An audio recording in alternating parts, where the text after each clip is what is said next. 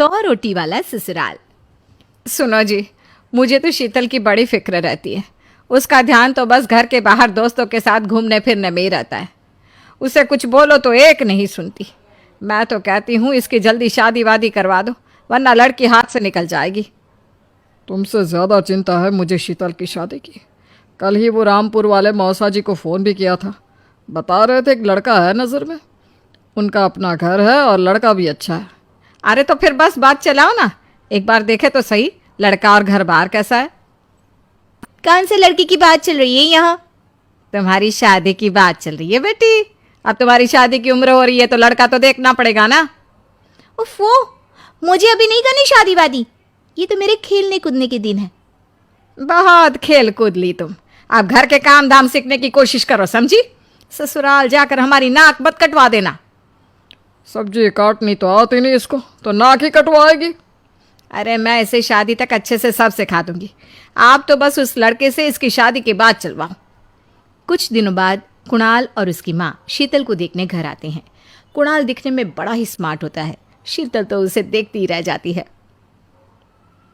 देखो जी, हमारी कोई डिमांड तो है नहीं, बस हम चाहते हैं कि लड़की घरेलू हो, घर के सारे कामकाज संभाल ले। अब आपके परिवार में तो बस 3 ही लोग हैं, पर हमारा तो खूब भरा पूरा परिवार है। बाकी हमें लड़की के घूमने फिरने दोस्तों से मिलने से कोई दिक्कत नहीं है। घर का काम करने के बाद जो चाहे सो करे। अरे वाह, ये तो इतने बढ़िया लोग हैं। लड़का भी इतना स्मार्ट है और ऊपर से इन्हें मेरे घूमने फिरने से भी कोई दिक्कत नहीं है। हे भगवान, तूने तो बिना मांगे ही मुझे सब दे दिया। बताओ जी, और क्या चाहिए हमें? हमारी तरफ से तो रिश्ता पक्का है जी। बस फिर तो हंसी खुशी शीतल और कुणाल की शादी हो जाती है। शीतल मन ही मन बड़ी खुश होती है और उसी खुशी के साथ वो अपने ससुराल में कदम रखती है।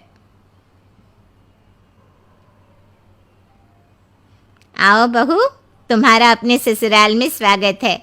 ये मिलो अपने परिवार से।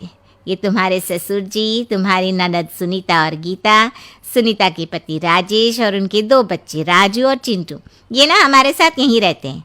ये तुम्हारी दादी सास हैं और बाकी लोग अभी बाहर गए हुए हैं। इतने सारे लोग, ये सब यहीं रहते हैं इस घर में? अरे अभी तो मेरे देवर देवरानी और उनके 3 बच्चे यहाँ नहीं है। उसके मायके में भी शादी थी ना, तो बस वहीं गई है। कल तक आ जाएंगे। हे भगवान, ये घर है या धर्मशाला? ये सब एक साथ इस घर में कैसे रहते हैं? मुझे तो पता ही नहीं था इनका इतना बड़ा परिवार है। अब समझी कि कोई डिमांड क्यों नहीं की इन्होंने। ये सब चाल चले मेरे साथ। अरे बहू, खड़े खड़े क्या सोच रही हो? चलो अपने कमरे में जाकर आराम करो। जी माँ जी। अगले दिन शीतल का ससुराल में पहला दिन होता है। शीतल रसोई में जाकर सबके लिए खीर बनाने लगती है। तभी उसकी ननद सुनीता आती है। अरे वाह भाभी, आज क्या बना रही हो? बस दीदी, आज वो पहली रसोई है ना, तो खीर बना रही थी। अरे भाभी, ये खीर वीर रहने दो। घर में 4 लोगों को शुगर है और कुछ लोग मिठाई नहीं खाते। आप ना सीधा खाना ही बना दो। क्या फ़र्क पड़ता है मीठा बने या नमकीन? बस बहू के हाथ की पहली रसोई होनी चाहिए ना। जी दीदी, तो फिर मैं खाना ही बना देती हूँ। आप बता दो खाने में क्या बनेगा? बस सिंपल सी कोई सब्जी बना दो, जैसे आलू गोभी या आलू मटर, और उसके साथ रोटियां सेक दो। हमारे परिवार में अब तुम्हें मिलाकर पूरे 20 लोग हो गए हैं। 15 बड़े और 5 बच्चे। बड़ों की 6 और बच्चों की 2 के हिसाब से रोटी बना देना। चलो मैं चलती हूँ, सब देख लेना। हाँ, बड़ों की 6 रोटी, मतलब कि 15 लोगों की 90 रोटियाँ, और बच्चों की 2 रोटी, मतलब 5 बच्चों की 10 रोटियाँ। 90 और 10 मतलब कुल मिलाकर 100 रोटियाँ। हाय, मैं तो मर गई। 100 रोटी अकेले कैसे बनाऊंगी? माँ, ये तुमने मेरी शादी कहाँ कर दी?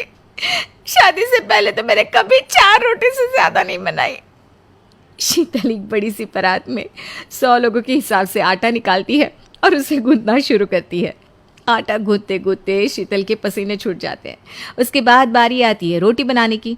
शीतल एक एक करके रोटी बनाना शुरू करती है और 10 रोटी बनाते ही अपनी कमर पकड़ लेती है। हाय, मैं मर गई। मेरी कमर टूट गई खड़े खड़े, और ऊपर से इतनी गर्मी।